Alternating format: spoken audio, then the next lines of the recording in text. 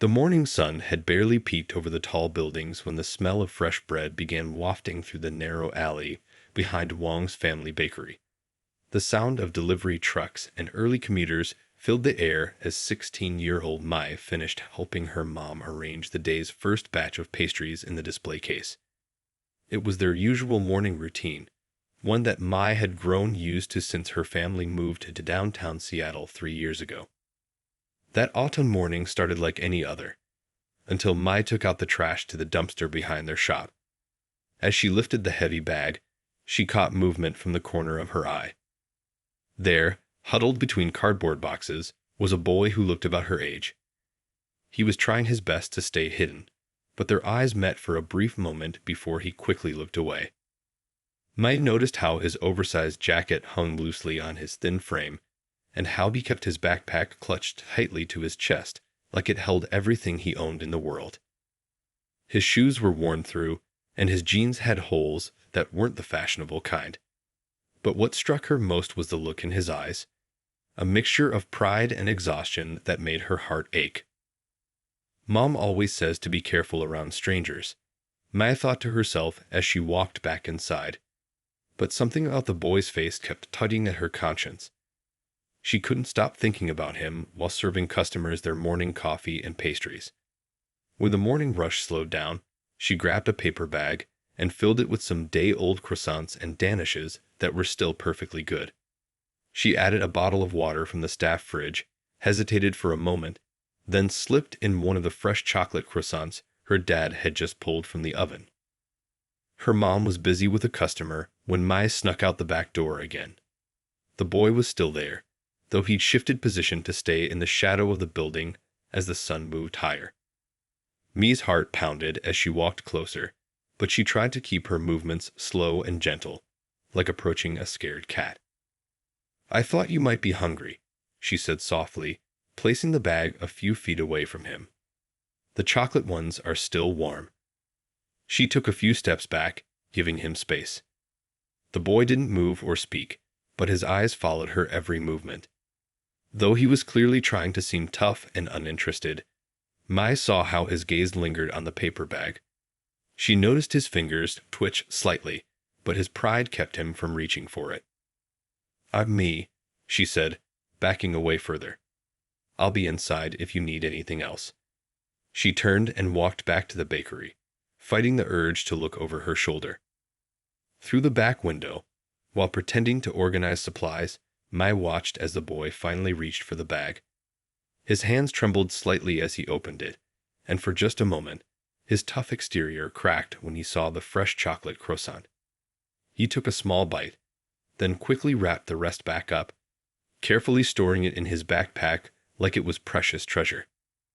That night, as Mai lay in bed, she couldn't stop thinking about the boy in the alley. She thought about her own warm bed, her family's apartment above the bakery, and all the things she took for granted. Before falling asleep, she made a decision. Tomorrow, she would bring him breakfast again. Maybe, just maybe, he would trust her enough to tell her his story. Little did Mai know that this simple act of kindness would set in motion a chain of events that would change both their lives forever. Over the next few weeks, Mai found herself falling into a new morning routine. Each day, she'd prepare a fresh bag of food, always adding something special, sometimes a warm muffin, other times a fruit cup, or on cold days, a thermos of hot chocolate. She started leaving little notes too, simple things like, "Hope you have a good day," or "Stay warm." The boy never spoke to her, but she noticed the notes were always carefully tucked into his backpack. One particularly chilly morning, the autumn rain came down in sheets. Mai arrived at the bakery earlier than usual, worried about how the boy had weathered the storm. When she opened the back door, she found him huddled under a piece of cardboard, soaked to the bone and shivering uncontrollably. His usual spot was flooded with rainwater, and his few possessions were drenched. For the first time since she'd started leaving him food, Mai saw real fear in his eyes. Setting aside her usual caution, she made a quick decision. "Please," she said, holding the door open. "Just come inside for a few minutes. We have a storage room where you can warm up. She watched him battle with himself, pride wrestling against desperation as the rain continued to pour. Finally, cold won out over caution. He gathered his wet backpack and followed her inside, his shoes squishing with every step. The storage room was small but dry, filled with the warmth from the nearby ovens. May grabbed a clean apron from the shelf and offered it to him. "You can use this to dry off a bit. I'll get you some hot tea." When she returned with the tea, she found him standing exactly where she'd left him, as if afraid to touch anything. His dark hair was plastered to his forehead, and his clothes dripped steadily onto the floor. "I'm Lyon," he said suddenly, his voice rough from disuse. The name clearly wasn't real, but May didn't question it. "That's a strong name," she replied, handing him the tea. His hands were shaking so badly that some spilled, but he managed to take a sip. The warmth seemed to thaw something in him.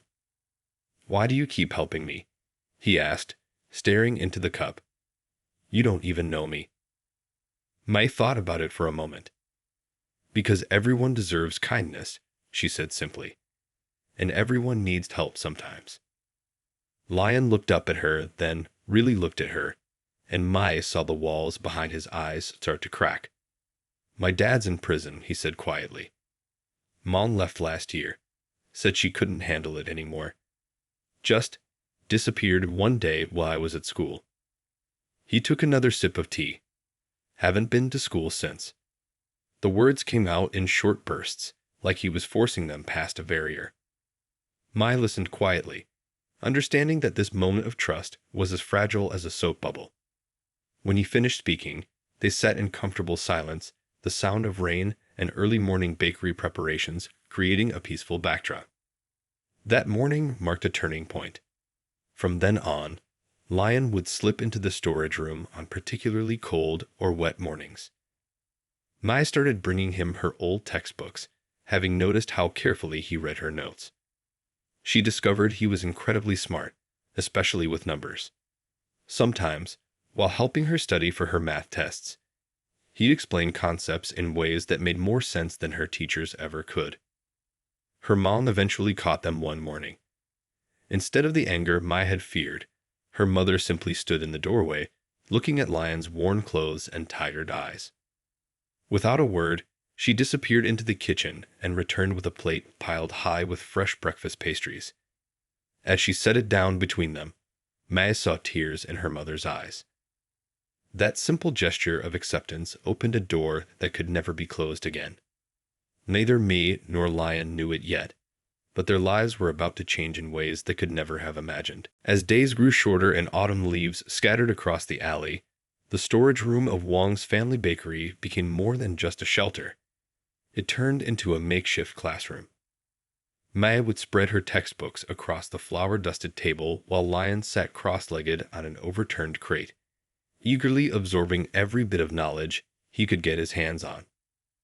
One morning, while they were deep in discussion about chemical equations, Mei's father walked in on their study session. The room went silent. Lyon immediately stood up, ready to leave, but Mr. Wong raised his hand. "Sit," he said firmly, then pulled up another crate to join them.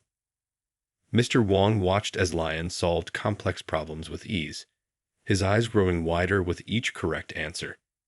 "You understand all this?" he asked, gesturing to Mei's advanced chemistry homework. Lyon nodded hesitantly. Mr. Wong scratched his chin thoughtfully, flour dust falling from his sleeve.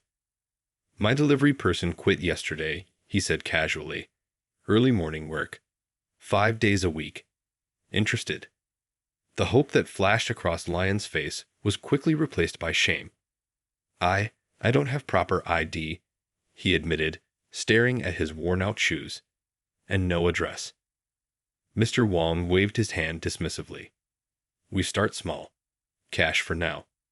Help you get proper papers later." He looked Lyon straight in the eyes. "I see how you treat my daughter's books, with respect. That's what matters to me." That afternoon, Lyon made his first delivery run, carefully balancing boxes of fresh pastries while following Mr. Wong's detailed instructions. His hands trembled slightly as he handled the money and made change, but each successful delivery brought a little more confidence. By the end of the day, his pockets held his first honest earnings in over a year. 2 weeks later, Mrs. Wang connected with her friend who owned the convenience store down the street. The tiny room above the shop had been used for storage, but after some cleaning and basic repairs, it became Lion's first real home since his mother left. The room was barely bigger than a closet, with just enough space for a narrow bed and a small table. But to Lion, it was a palace. Mai helped him settle in, bringing a spare blanket from home and a few second-hand books they'd found at the local library sale. As they arranged his meager belongings, Lion suddenly stopped and sat heavily on the bed. "I never thought," his voice cracked, "I never thought I'd have a real roof again." That evening, after closing the bakery, the Wang family invited Lion to join them for dinner in their apartment above the shop. As they passed steaming plates of dumplings and noodles around the table, Mrs. Wang noticed Lion taking only tiny portions, trying to be polite. "Eat more," she insisted, piling food onto his plate. "Too skinny. Need strength for deliveries." Over dinner, Lion shared more about his life. How he always loved math and science. How he'd been in advanced classes before everything fell apart. How he tried to keep studying using books from the public library, even while living on the streets. Mr. Wang listened intently, then announced that part of Lion's wages would be set aside for online GED classes. That night, as Mai helped her mother clean up, she caught her parents exchanging knowing looks. "What?" she asked. Her mother smiled softly. "Sometimes," she said, "when you help others, you find your own family growing in unexpected ways." Later, lying in her bed, Mai thought about how much had changed in just a few weeks. Through her window, she could see the light still on in Lion's tiny room above the convenience store. She imagined him studying, making up for lost time, his determination stronger than ever. Neither of them knew it yet, but this was just the beginning of their journey. Winter settled over the city, bringing with it both challenges and victories. Lion's small room above the convenience store had become a cozy haven filled with textbooks and notes. Every morning, long before the sun rose, he would make his bakery deliveries, carefully arranging pastries in shop windows and collecting payments with growing confidence. The early customers started knowing him by name, greeting him with warm smiles and friendly waves. One particularly cold morning, while organizing the day's first delivery, Lion noticed Mr. Wang struggling with the bakery's old accounting books. Numbers were scattered across the pages in a confusing mess. Without thinking, Lion spoke up. "I think I might know a better way to organize that," he said softly, then immediately regretted his boldness. But Mr. Wang's eyes lit up. "Show me," he said, pushing the books toward Lion. For the next hour, Lion demonstrated how to create a simple spreadsheet system he'd learned in his business math class before dropping out. His fingers flew across the calculator as he explained about columns, categories, and better ways to track inventory. Mr. Wang listened intently, stroking his chin. When Lion finished, the older man smiled broadly. "From now on," he announced, "you help with books after deliveries. We'll pay extra." Lion's heart swelled with pride, not just at the offer of more work, but at being trusted with something so important. The extra money meant Lion could buy warmer clothes and even save a little. But more importantly, the confidence he gained from managing the bakery's accounts spilled over into his GED studies. Numbers that once seemed intimidating now felt like old friends. One evening, while helping Mai with her homework in the storage room, Lion received an email that made his hands shake. He passed his first official GED practice test with flying colors. When he showed Mai the results, she squealed so loudly that her mother came running, thinking something was wrong. The news spread quickly through the small bakery. Mrs. Wang immediately disappeared into the kitchen, returning with a special cake she'd been saving for a celebration. Even the grumpy old man who owned the convenience store downstairs came up to congratulate Lion, bringing a six-pack of root beer as a gift. As they all gathered around the small table in Wong's apartment, sharing cake and making toasts with root beer, Lion looked around at these people who had become his family. Mr. Wong was already talking about helping him enroll in community college courses.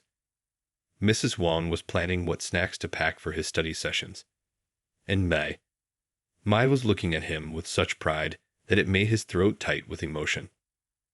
Later that night, Lion sat at his small desk in his room, looking at old photos on his battered phone. Pictures of his dad from better days, his mom's smile before she disappeared. For the first time, these memories didn't hurt as much. Instead of feeling lost, he felt grounded. The Wongs had shown him that family wasn't just about blood. It was about people who believed in you when you couldn't believe in yourself. He pulled out the first note Mai had ever left him in those food bags months ago. He'd kept every single one, tucked safely in his backpack. "Hope you have a good day," it read in her neat handwriting. Looking at it now, he realized that good days weren't just something to hope for anymore. They were becoming his new normal. That night, before going to bed, Lion did something he hadn't done in months. He made plans for the future. Real plans, written carefully in a notebook Mr. Wong had given him. Community college. A business degree. Maybe even his own shop someday. As he wrote, the dreams didn't feel impossible anymore. They felt like the next natural step on a path that had started with a simple act of kindness in an alley behind a bakery. Spring brought more than just cherry blossoms to the city. It brought life-changing news to both me and Lion. One morning, while helping in the bakery, Mai checked her email and let out a scream that made Lion drop the tray of croissants he was carrying. There, on her phone screen, was an acceptance letter from one of the country's top medical schools in California. "I got in," she shouted, jumping up and down. Full scholarship. The entire bakery erupted in celebration. Regular customers joined in the excitement, and Mrs. Wong gave away free cookies to everyone. But in the midst of all the joy, Lion felt his heart sink a little. He'd known this day was coming. Mai was brilliant, after all, but the reality of her leaving hit harder than he expected. Later that afternoon, they sat in their usual spot in the storage room, surrounded by the familiar smell of fresh bread and coffee. "You should be proud," Lion said quietly, organizing the day's receipts. "You've worked so hard for this." Mai looked at him with concerned eyes. "I'll still come back to visit," she said. "And we can video call, text." Her voice trailed off as she noticed Lion's attempt at a brave smile. "I mean it," he said more firmly. "You're going to be an amazing doctor. And look at me. I'm not that scared kid in the alley anymore. I've got a job, a room, my GED." He gestured at the community college brochures spread across the table. "I've got plans too." That evening, Mr. Wong called Lion into the office. "Mai told me about medical school," he said, arranging papers on his desk. "Made me think. You're good with numbers, good with people. Bakery needs someone to manage books full-time. Someone who knows business." He slid a document across the desk. "Will help with college tuition. Business degree. You work here while studying. What you think?" Lion stared at the paper, his vision blurring slightly. It was a formal employment contract with details about tuition assistance and a proper salary. I don't know what to say," he stammered. Mr. Wong shrugged. "Say yes. Then go tell my wife. She's been cooking celebration dinner for an hour already." The next few weeks passed in a blur of preparation. While Mai got ready for her move to California, Lion enrolled in his first semester of community college. Mrs. Wong insisted on buying him new clothes for class, and the convenience store owner downstairs offered to lower his rent if he'd help with their accounting too. On the morning of Mi's departure, the bakery closed early. Everyone gathered to say goodbye, including regular customers who'd watched her grow up. Lion hung back, trying to keep his emotions in check, but Mai wouldn't let him. She pulled him into a tight hug. "Promised you'll keep studying," she whispered. "Promised you'll tell me about every you get in your business classes." When she pulled back, her eyes were wet but determined. "We're both going after our dreams now. Just different cities." As they watched her taxi drive away, Mrs. Wang slipped her hand into Lion's. "You know," she said softly, "family isn't about being in the same place. It's about keeping hearts connected, no matter the distance." That night, Lion sat at his desk, looking at his class schedule for the upcoming semester. His phone buzzed. A message from Mai. She'd sent a photo of herself making a silly face, with the caption, "First stop, becoming a doctor. Your turn, future business mogul." He smiled, remembering how far they'd both come. A year ago, he'd been sleeping in an alley, thinking his dreams were impossible. Now he had a family, a future, and a best friend chasing her dreams across the country. Sometimes the best part of following your own path, he realized, was watching the people you love follow theirs too. 8 years passed like turning pages in a well-loved book. The small bakery grew into a neighborhood favorite, with Lion managing not just the books, but helping Mr. Wang modernize the entire business. They had a website now, online ordering, and even a small delivery fleet. A far cry from the days when Lion made all the deliveries himself. His tiny room above the convenience store had been traded for a modest apartment a few blocks away, though he still visited his old landlord regularly to help with his accounts. The walls of his new place were lined with photographs. His graduation from business school, the day the bakery launched its website, and countless snapshots of May in her medical school journey. They kept their promise to stay in touch. Video calls became their Sunday tradition, with Lion often cooking dinner while Mai shared stories about her hospital rotations. "You wouldn't believe the cases I saw today," she'd say, her tired eyes still sparkling with excitement. Lion would listen, amazed at how the girl who once left him pastries in an alley was now saving lives. One quiet evening, while closing up the bakery, Lion received an unexpected visitor. A man in a worn jacket, looking lost and hungry, stood at the door despite the CLOSD sign. Something in the man's eyes reminded Lion of himself from years ago. Without hesitation, he invited him in and packed a bag with fresh bread and pastries. "I can't pay," the man mumbled, embarrassed. Lion smiled, remembering another time, another act of kindness. "It's on the house," he said, adding a bottle of water to the bag. "And if you're looking for work, come back tomorrow morning. We could use help with deliveries." Later that night, during their weekly call, he told Mai about the encounter. She wiped away tears as he described how the man had reminded him of his past self. "You're changing lives now, too," she said softly, "just in a different way." Life at the bakery had fallen into a comfortable routine until the day Mr. Wang called a family meeting. "Time to think about retirement," he announced, causing Mrs. Wang to almost drop her teacup. "Need someone to take over bakery. Someone who knows business, knows customers, knows heart of this place." His eyes fixed on Lion. "Me?" Lion's voice cracked with surprise. But this is your family business." Mrs. Wang reached across the table and squeezed his hand. "Silly boy," she said fondly. "You are family. Have been since that first rainstorm when you finally came inside." The papers were drawn up the following week. Lion would gradually take over operations while the Wangs stayed on as advisors. That evening, as he updated the books, still using the same system he'd created years ago, he found himself looking at the old storage room. It had been converted into a proper office now, but he could still picture himself and Mai studying there, dreaming of futures that seemed impossible at the time. He pulled out his phone to share the news with Mai, but found a message from her already waiting. Big news. Got offered a position at the Children's Hospital, starting this summer. Attached was a picture of her in her white coat, beaming at the camera.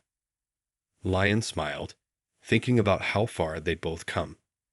He typed back. Big news here too. Better save the date for a trip back home soon. Your parents are officially making me your brother. Well, business-wise at least. Their success stories had grown differently but remained intertwined, like two saplings that started in the same soil. One had stretched toward medicine, the other toward business, but their roots remained connected through the family that had given them both a chance to grow. That night, before heading home, Lion left a bag of fresh pastries and a bottle of water by the back door of the bakery. Just in case someone needed it, just as he once had.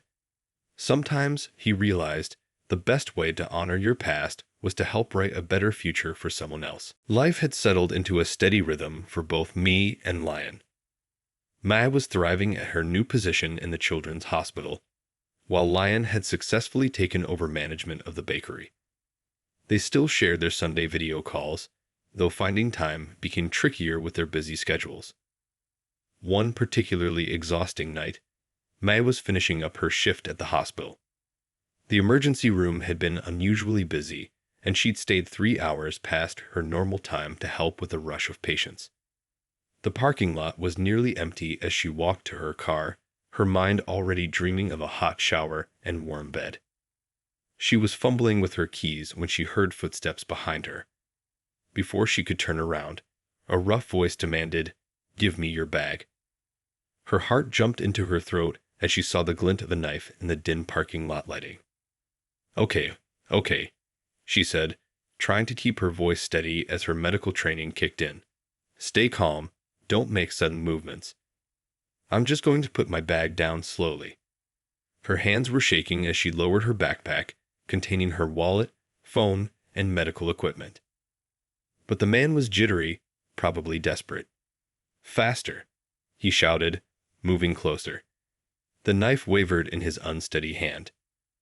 Mai could smell alcohol on his breath, making her even more nervous. Unpredictable people were the most dangerous. Take it, she said softly, using the same gentle voice she used with scared children at the hospital. It's okay. Just take it and go. But something in her tone seemed to anger him more. Don't talk to me like that, he snarled, lunging forward. Mai stumbled backward, her foot catching on the curb. She fell hard, hitting her head against her car door. Through blurry vision, she saw the man advancing, his knife now pointed directly at her. Her medical mind was still working even through her fear. Concussion possible from the impact. Multiple abrasions from the fall. But most pressingly, an armed attacker less than 6 feet away. She tried to get up, but dizziness kept her down. Help! She managed to cry out, though the parking lot seemed deserted. Somebody please help. The man moved closer, his face twisted with desperation and anger. Mai closed her eyes, thinking of her family, of Lion, of all the patients she still wanted to help. A shout rang out across the parking lot. Hey, get away from her. Running footsteps approached rapidly. Mai opened her eyes to see a security guard racing toward them, radio in hand, and calling for backup. The attacker hesitated for a moment, then turned and fled into the darkness, leaving her bag scattered across the pavement. The security guard helped Mai to her feet, supporting her as wave after wave of dizziness washed over her. Are you all right, doctor? He asked anxiously. I was doing my rounds and heard you call out. Within minutes, the parking lot was filled with police cars and concerned hospital staff. As a nurse cleaned the small cut on her forehead, Mai's hands wouldn't stop shaking. She kept thinking about how differently things could have ended if the security guard hadn't been nearby. When she finally got home that night, the first thing she did was call Lion. Despite the late hour, he answered immediately. Mai, what's wrong? She could hear the worry in his voice. She never called this late. As she told him what happened, her composure finally broke. She cried, letting out all the fear she'd held back during the attack. Lion listened quietly, wishing more than anything he could reach through the phone and hug her like they used to do when they were younger. I'm booking a flight, he said firmly when she finished. You shouldn't be alone right now." Before Mai could protest, he added, "Family shows up. That's what you taught me, remember?" That night, she left every light on in her apartment, jumping at every small noise. But knowing Lion was on his way helped. Sometimes, she realized, even the strongest people need someone to lean on. Lion paced nervously in the small airport terminal, checking his phone every few minutes.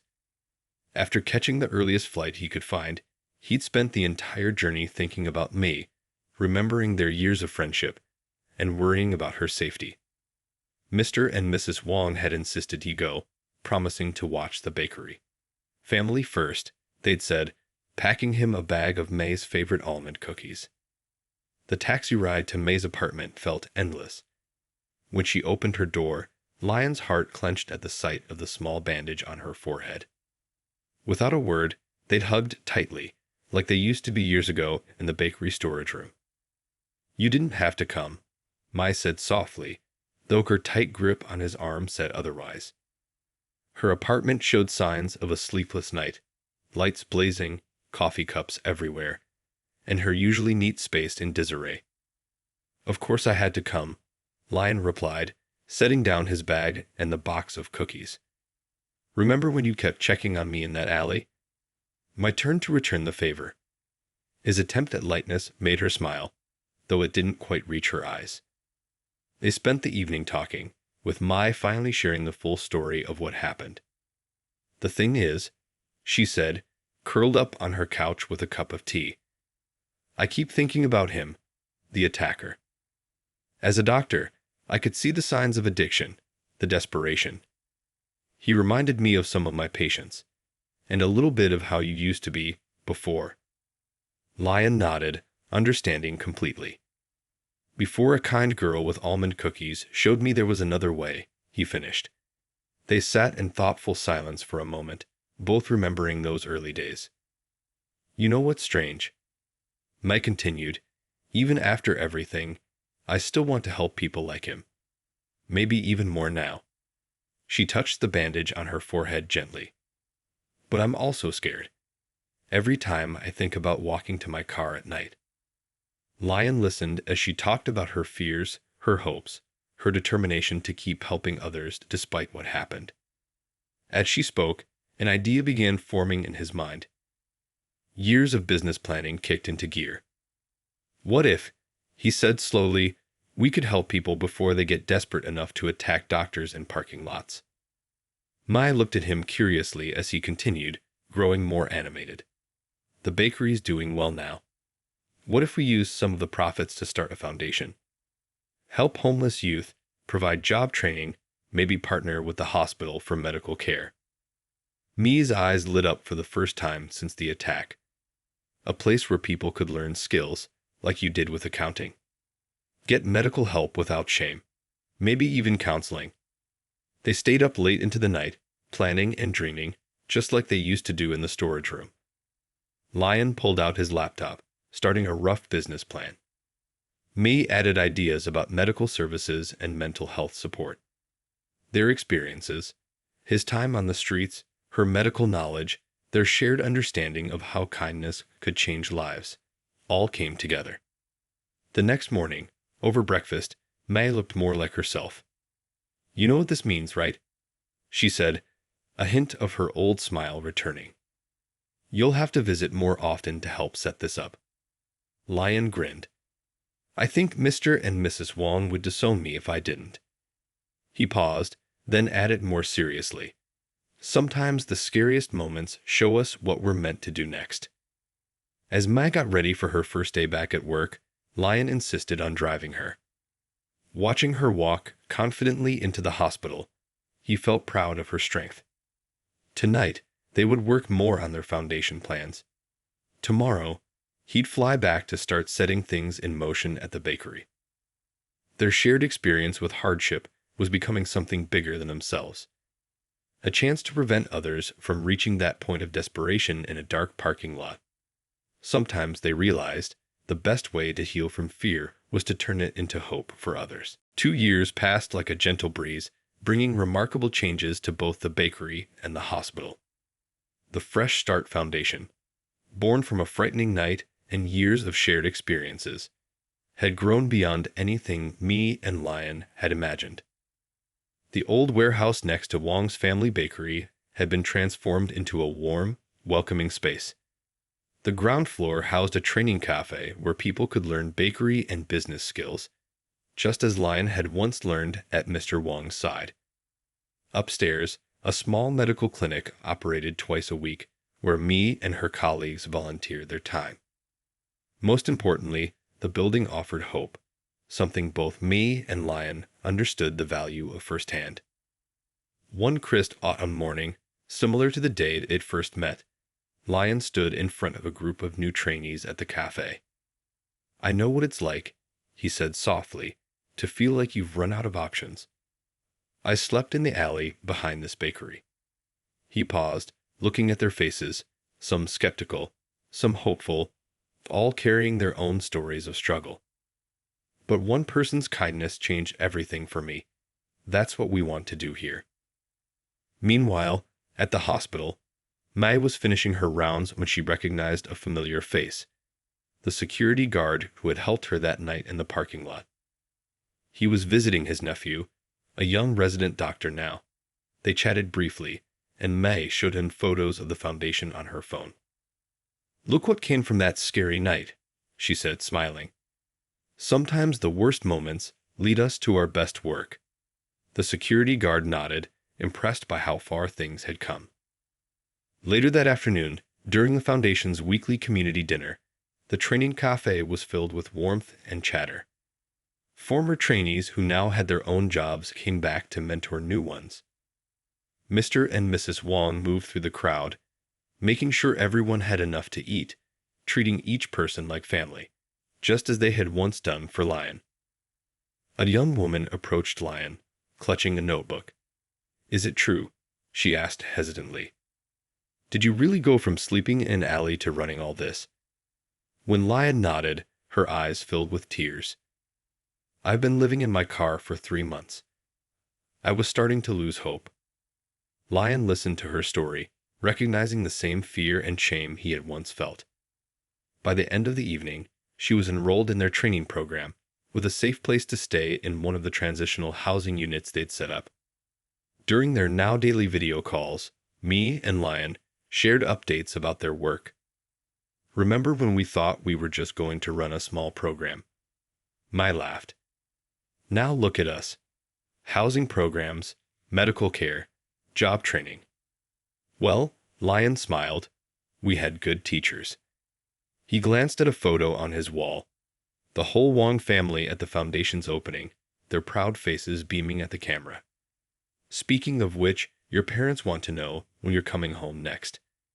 Your mom says the almond cookies aren't the same without you testing them." As they talked about their plans for the Foundation's future, both felt a deep sense of rightness. Their paths had taken different turns. Mai healing people with medicine, Lion helping them rebuild their lives through opportunity. But they had ended up working toward the same goal, giving others the same chance they'd once received. That evening, as Lion closed up the training cafe, he left a bag of fresh pastries by the back door, just as Mai had done for him all those years ago. It was their tradition now, a reminder that everyone deserves a little kindness, a little hope, a little chance to start fresh. And somewhere in the city, in her hospital office, Mai smiled at a new message from Lion. "Today's batch of trainees reminds me of us when we were younger. Scared but determined. Think they'll do great things too." She typed back, "Of course they will. They have you showing them the way, just like I did once." After all, they had learned the most powerful lesson of all, that kindness, like bread, rises best when shared with others.